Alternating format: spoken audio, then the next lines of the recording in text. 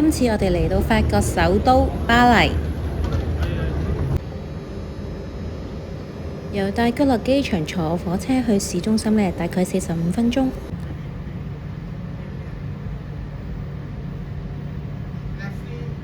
咁我哋今次呢住嘅地方呢係屬於一區。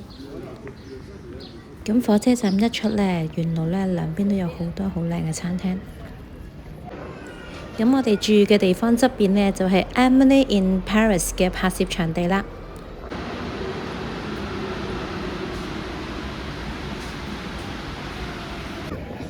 呢度呢，就係全巴黎睇得最清楚艾菲爾鐵塔嘅位置。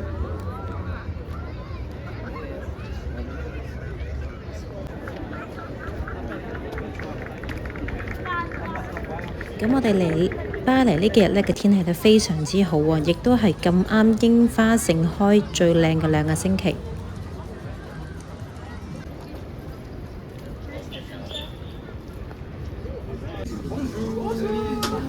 嚟到艾菲爾鐵塔，當然要上去睇下啦。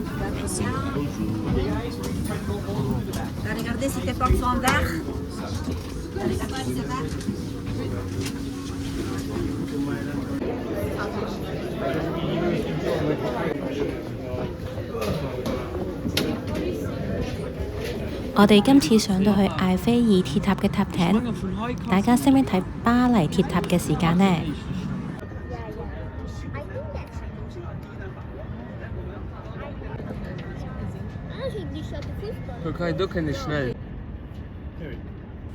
如果大家想上到巴黎鐵塔塔頂呢，記得提早買飛啦，因為呢真係一票難求。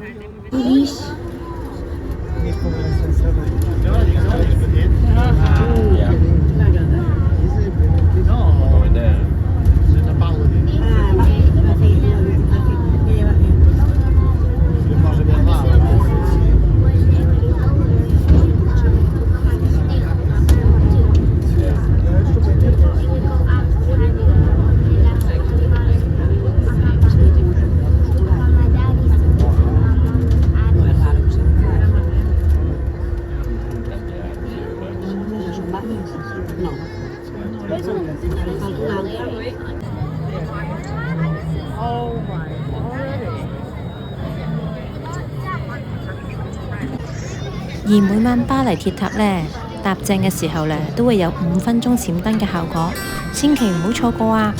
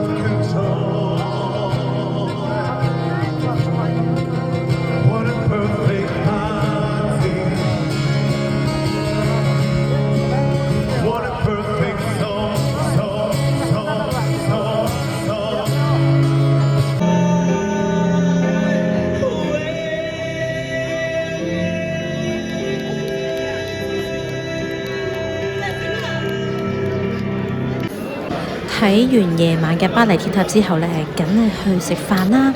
我哋呢今次呢就去咗一間好地道嘅餐廳。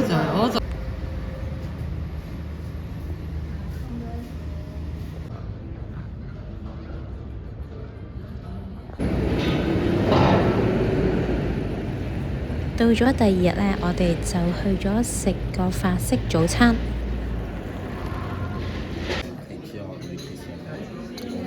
嚟到法國巴黎呢，記得要去試下佢嘅朱古力忌廉。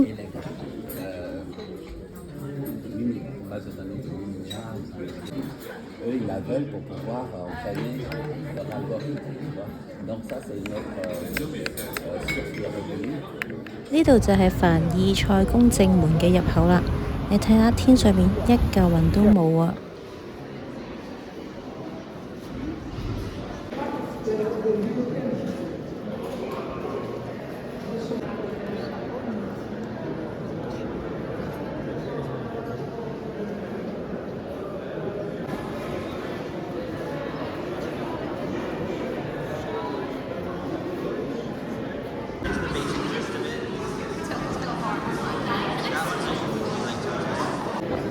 嚟到凡爾賽宮嘅重點，當然要行出去莊園啦。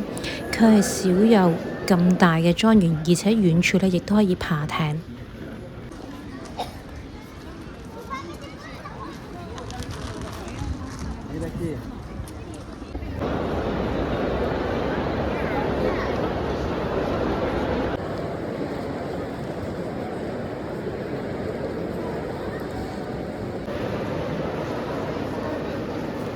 如果大家都想嚟羅浮宮參觀呢，記得提早喺網上面買飛。另外呢，仲要預約入場嘅時間啦。場內除咗葛布級蒙娜麗莎嘅肖像之外呢，其實當中都仲有好多作品、好多畫，都係好有代表性㗎，好值得參觀。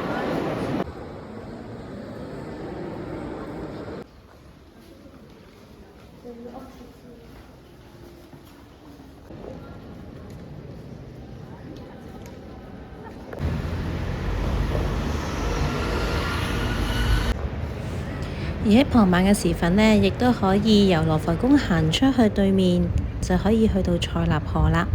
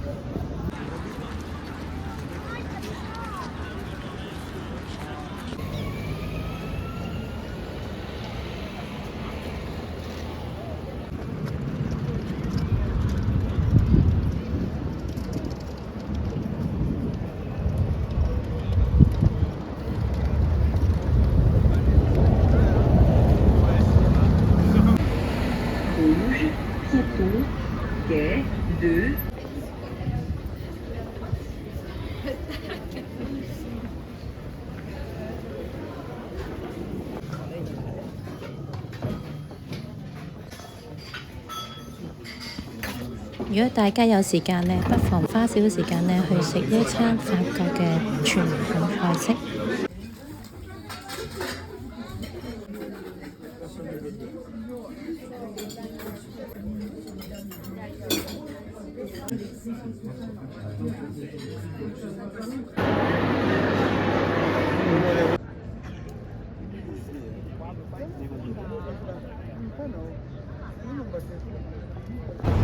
而女士們呢，唔會唔識呢度啦，香榭麗舍大道，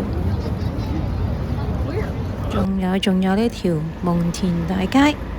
而大家購物完之後呢，當然要去到機場退稅啦。而大家記得呢，要提早去到機場啊，因為而家歐洲嘅國家呢採取生物認證啊，而離境嘅時候呢，亦都比一般嘅時間呢長咗好多。而大家呢出入境歐洲嘅時候呢，無論你內陸航班或者國際航班呢，最少預留3至4小時辦理出入境手續啦。